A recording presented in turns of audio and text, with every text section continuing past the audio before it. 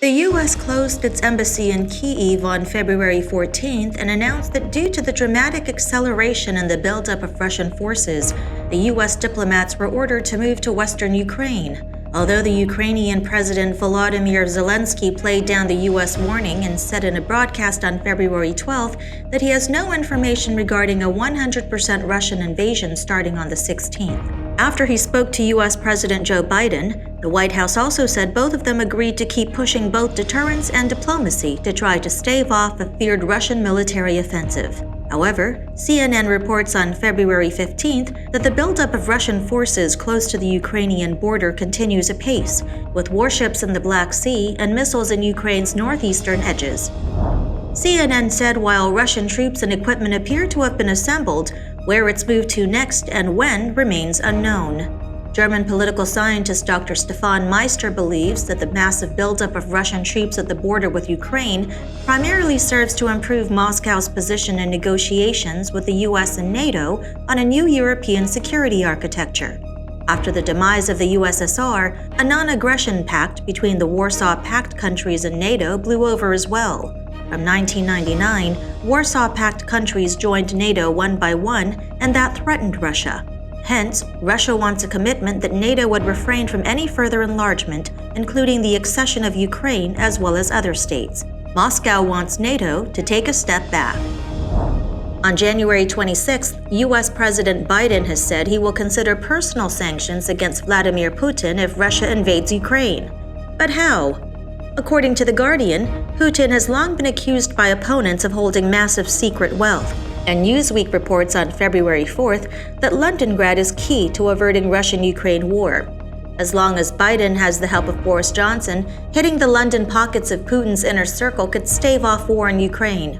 Newsweek said Russian wealth has flowed into Britain in recent decades, helping safeguard kleptocrats' wealth from international sanctions and easing pressure on Putin's foreign policy. The UK government has warned lately that any Moscow-led incursion would trigger sanctions on British-based assets of Russia's elite.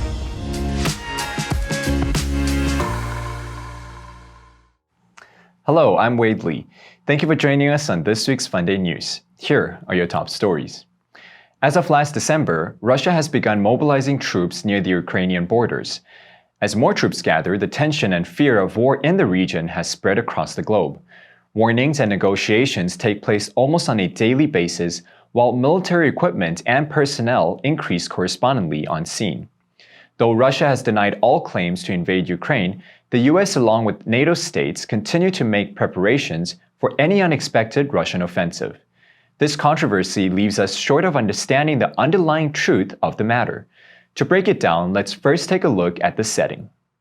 On February 15th, CNN reports, according to videos from official sources and TikTok or YouTube, Russian convoys, short-range ballistic missiles, tanks, and howitzers were deployed around Ukraine's northeastern edges.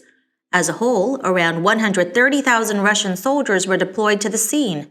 At the end of January, Russia announced the deployment of over 140 combat and supply ships, over 50 aircraft, 1,000 pieces of military equipment, and 10,000 military servicemen. The Russian Defense Ministry said the Russian Navy is having a series of exercises in the Black Sea, the Baltic Sea, and the Mediterranean from January to February. On the other hand, the U.S. deployed 11,500 U.S. troops to Germany, Poland, and Romania, along with 200 soldiers pulled out of Ukraine.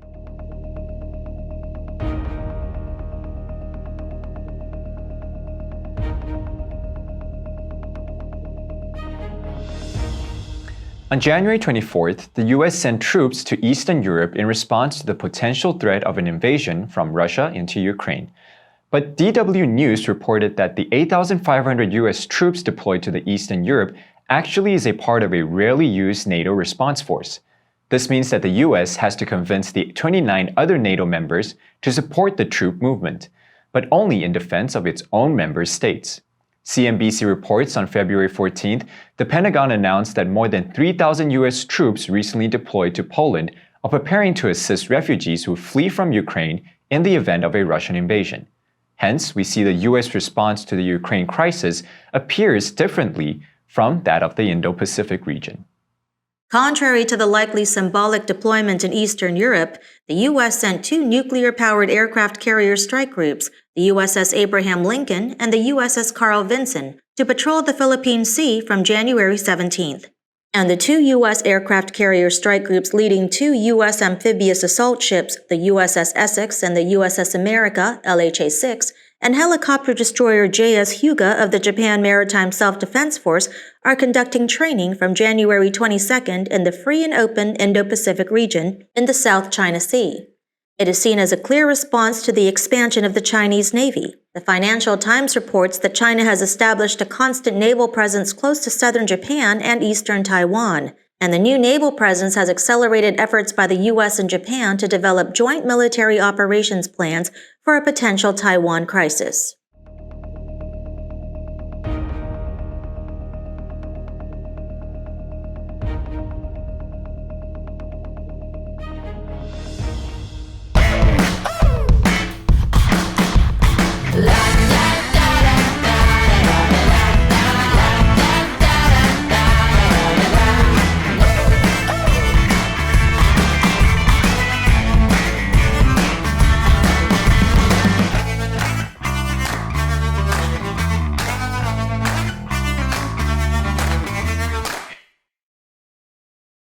Obviously, Kyiv and Taipei are 2 capitals with 2 different stories.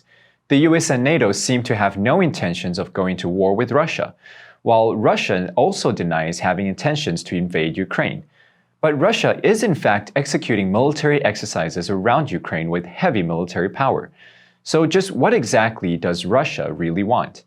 And what do Americans want? German political science Dr. Stefan Meister has an answer. Dr. Meister said that the buildup of Russian troops at the border with Ukraine primarily serves to improve Moscow's position in negotiations with the US and NATO on a new European security architecture. The new security architecture Russia proposed is a response to its fear of the nature that Eastern European countries turn out to be democratic allies and eventually join NATO. The Russian leadership is demanding legally binding security guarantees from the US and NATO, a commitment to refrain from undertaking any further eastern enlargements of NATO, particularly with regard to Ukraine or other states within the region such as Georgia. Russia also wants the allies to withdraw troops and weaponry from former Warsaw Pact countries, which are now NATO members.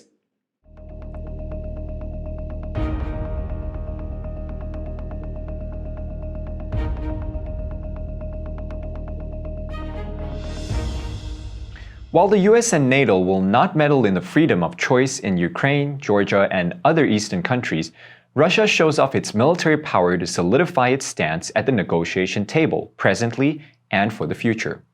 While war isn't a viable option for both sides, in the case of an accidental triggering from the Russian side, US President Biden reiterated that the US and its allies would respond decisively and impose swift and severe cost on Russia if Russia invades Ukraine.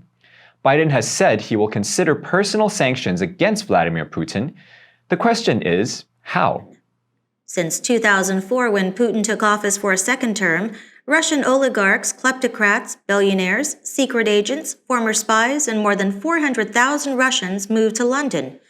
Journalist and author Oliver Bullough wrote in his book Moneyland that hitting the London pockets of Russian President Vladimir Putin's inner circle could stave off war in Ukraine. Bullough believes that if the UK cut Kremlin-connected money out of its financial system, it would severely inconvenience a tight elite around Putin. But because the Russian money of Kremlin-linked oligarchs have close ties with the British ruling Conservative Party, the press, and financial industry, some believe that uprooting Kremlin-linked oligarchs will be a challenge, and pressure from the US to the UK is probably needed.